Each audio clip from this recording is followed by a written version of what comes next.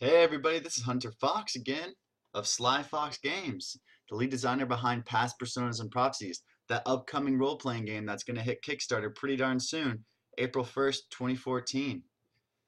Now, I'm really excited to show you guys something that's really unique to P3, and that's the prophecy mechanics, and that's what this developer segment is going to concentrate on today. It's all about this new mechanic we've created, all about for character development and the evolution of a character as a story progresses. So as a campaign gets going along and a gaming group gets more sessions underneath their belt, they're going to acquire things called prophecy points. And these accumulate over time. And at certain values, when, say, a specific character gets 3 prophecy points, 6 prophecy points, and yada yada yada, they get to unlock a portion of their personal prophecy. Now, when a prophecy is unlocked, it relates directly to that character who unlocked it, putting that player character into story-driven situations in which their decisions to this personal story will equate to changes to the character for the rest of the campaign, be they mental, physical, or even magical changes. Now, each portion of these unlocked prophecies is determined by tables in the core rulebook.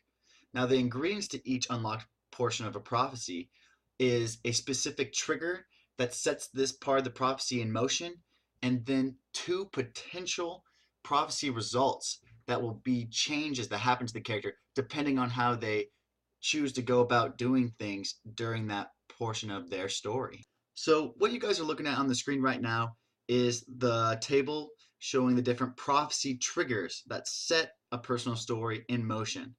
Now, just to give you guys a good example, I'm going to go about rolling for one of these prophecy triggers to show you guys how it's done. So, as the player who unlocked a portion of my prophecy, it's my responsibility to roll to see and determine the trigger on the trigger table. To do that, I'm going to roll 2 separate dice pools. And when I do this, I'm going to get 2 numbers between the values of 1 and 5. Having rolled my 2 dice pools, I received the values 1 and 4. Now with these 2 numbers, I can decide the trigger event. So what I do is I spin these 2 numbers on both a category and then the specific event. So I could use this number 1 up here and go to the misfortune category and then use the 4 to decide that the specific event is a town is set aflame. Or reversely, I could use the 4 and go down to the purity category and then use the 1 and spend it on this specific event, the wrong person is accused.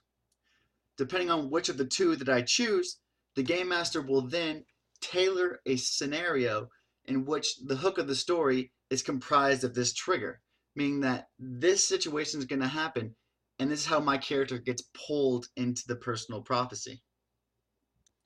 As a whole, this system really works out to reflect the idea of prophecy and fate, because the players roll to see what happens and it's out of their hands.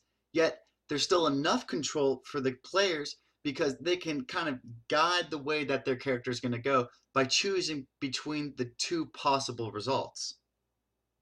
Having decided between the 2 of those possible triggers, I then pass the table and the dice over to another player sitting beside me. Now, this second player is going to look at a separate table called the prophecy result table, and he's going to use this to determine one of the 2 potential endings to this portion of my character's prophecy. At this point, it's out of my character's hands, and he's secretly going to roll this, so I won't know what's around the corner for my character. To do this, he's going to also roll 2 separate dice pools, getting values between 1 and 5. So this second player, having rolled his 2 dice pools, received the values 5 and 2. Now with these 2 numbers, he can spin them to decide the specific prophecy results over here on this table. So using his first number, he can go down to the destiny category at the very top of the table and then use his second number, 5, to determine the specific prophecy result, being insanity, meaning that as a potential result, my character could lose their mind, and this will translate to changes on the character sheet.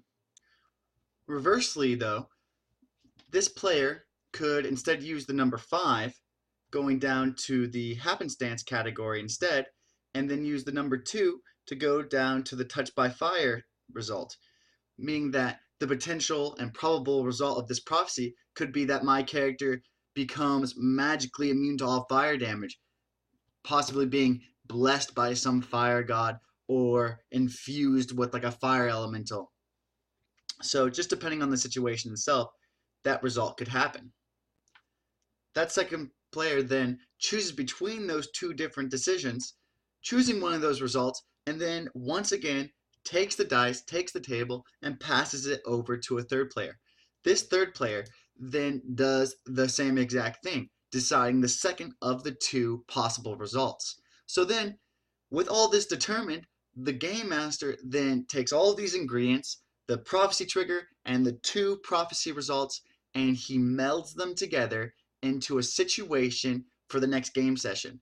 A situation in which this trigger sets the event in motion, this personal story starts going, and then that player character needs to make a choice in which they either get a change in their person being that first prophecy result, or a change in which it's that second prophecy result. So all together, all in a nutshell, this prophecy mechanic is great for group cohesion, total cooperative storytelling because everybody's influencing everybody else's prophecy. It allows for creative, spontaneous stimuli for a game master to create sessions around, and all these really cool effects because it allows characters to evolve over time instead of them being stagnant and basically the same person as a campaign goes along on its merry way. So just to wrap up this developer segment, Prophecy Mechanics is just an awesome new thing, and I hope you guys will really enjoy it.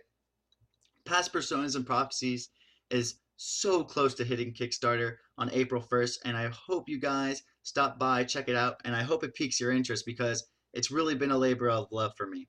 Now, in the meantime, keep playing games, keep having fun, and I'll see you for the next developer segment. See you guys later.